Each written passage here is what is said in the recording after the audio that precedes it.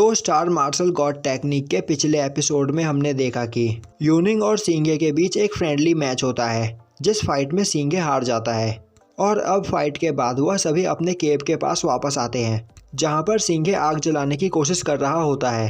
पर तभी यूनिंग उसे रोकती है और बोलती है कि अगर उसने यहाँ पर आग जलाई तो उनके दुश्मनों को पता चल जाएगा कि वह कहाँ पर है, जिस पर सिंघे मान जाता है। अब यूनिंग बोलती है कि इस जंगल में बहुत सारे खतरे हैं जिस वजह से वह सभी लोग एक साथ नहीं सो सकते हैं, तो बारी बारी से किसी न किसी को यहाँ पर निगरानी करनी होगी। सिंघे यूनिंग से बोलता है कि तुम और आन सुंग यून सो जाओ, मैं यहाँ पर नजर रखता हूँ।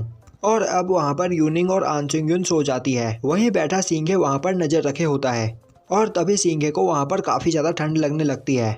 सिंघे बोलता है अचानक इतनी ठंड कैसे बढ़ गई, और अगर यह ठंड इसी तरह बढ़ती रही तो हम बिना आग के यहाँ पर फ्रीज होकर मर जाएंगे। और तभी गलती से सिंघे का हाथ यूनिंग के चेस्ट पर चला जाता है जिस पर यूनिंग सिंघे को एक जोर का थप्पड़ देती है। अब सिंघे बोलता है उसने यह जानबूझकर नहीं किया। तभी आन सुंग यून उठ जाती है और बोलती है यहाँ काफी ज्यादा ठंड है तो तुम लोग शोर मत मचाओ। अब सिंघे बोलता है कि उस केव के अंदर से ठंडी हवा आ रही है और तभी सिंघे देखता है कि वहाँ पर आन सुंग यून फ्रीज हो रही होती है। यह देखकर सिंघे अपनी स्टार पावर का यूज करके आन सुंग यून को गर्मी देने लगता है। अब यह देखकर यूनिंग कुछ गलत समझ लेती है और सिंघे को वहां से दूर हटने के लिए बोलती है। सिंघे बोलता है वह अपनी स्टार पावर का यूज करके आन सुंग यून को गर्मी दे रहा है और अगर उसने ऐसा नहीं किया तो आन सुंग यून यहाँ पर फ्रीज होकर मर जाएगी।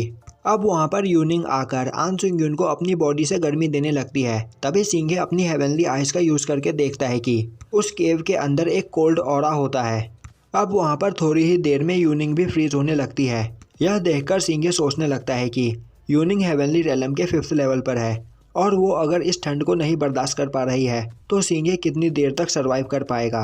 अब थोड़ी देर में वहाँ पर सिंघे भी फ्रीज होने लगता है। वहीं वह सोच रहा होता है कि क्या अब वह यहाँ पर मरने वाला है, पर अगर वह यहाँ पर मर गया तो वह अपनी फैमिली की लाइफ को कभी भी अच्छा नहीं कर पाएगा, तो वह यहाँ पर ऐसे नहीं मर सकता। और तभी वहाँ पर सिंघे बैठकर कल्टीवेशन करने लगता है जिससे सिंघे के अंदर से गर्मी निकलती है। और अब यह देखकर यूनिंग और आन सुंग यून भी सिंघे के पास आकर बैठ जाती है। अब अगली सुबह जब यूनिंग की आंख खुलती है तो वह देखती है कि वह सिंघे के कंधे पर अपना सर रखकर सो रही थी और यह देखकर वह सिंघे को एक और थप्पड़ लगा देती है। अब सिंघे बोलता है उसने यहाँ पर कुछ भी नहीं किया। अब यूनिंग बोलती है यहाँ पर अभी जो कुछ भी हुआ तुम उस बारे में किसी को भी नहीं बताओगे। और तभी वहाँ पर आन सुंग यून उठ जाती है और पूछती है कि वह दोनों किस बारे में बात कर रहे हैं। तभी सिंघे बोलता है कि लास्ट नाइट आन सुंग यून बेहोश हो गई थी जिसके बाद यूनिंग ने उसकी जान बचाई। अब वहाँ पर सिंघे खड़ा होता है और बोलता है कि अभी सूरज की वजह से हम उन ठंडी हवाओं को महसूस नहीं कर पा रहे हैं, पर मैंने कल रात वह ऑरा यहीं पर देखा था, वह उस केव के अंदर था। यूनिंग बोलती है चलो फिर हम केव के अंदर चलकर देखते हैं। अब वह सभी केव के अंदर आगे जाते हैं पर उन्हें आगे जाने का कोई भी रास्ता नहीं मिलता। सिंघे अपनी हेवनली आई का यूज करके देखता है तो दीवार के पार एक काफी बड़ी जगह होती है। यह सुनते ही यूनिंग उस दीवार को पंच करके उसे तोड़ देती है और अब वह सभी लोग वहां अंदर जाते हैं। अब उस केव से ठंडी हवा आनी स्टार्ट हो जाती है जिस पर सिंघे आन सुंग यून को अपनी स्टार पावर देता है। अब यह देखकर यूनिंग बोलती है कि यह ठीक बात नहीं, तो सिंघे को उसे भी स्टार पावर देनी होगी। और अब यूनिंग भी सिंघे का हाथ पकड़ लेती है। अब वह सभी लोग एक साथ अंदर जाते हैं और तभी वहाँ पर आन सुंग यून को एक जगह पर कुछ दिखाई देता है जो देखकर वह बोलती है क्या वह मॉन्स्टर है।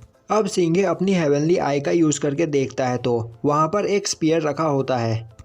सिंघे बोलता है नहीं वह कोई मॉन्स्टर नहीं बल्कि एक ट्रिडेंट है। यूनिंग बोलती है क्या तुम उस ट्रिडेंट को बाहर निकाल कर ला सकते हो। सिंघे बोलता है हाँ शायद। अब सिंघे जंप करके उस ट्रिडेंट के पास जाता है और उसे बाहर निकालने की कोशिश करता है, पर काफी ताकत लगाने के बाद भी वह ट्रिडेंट बाहर नहीं निकलती है।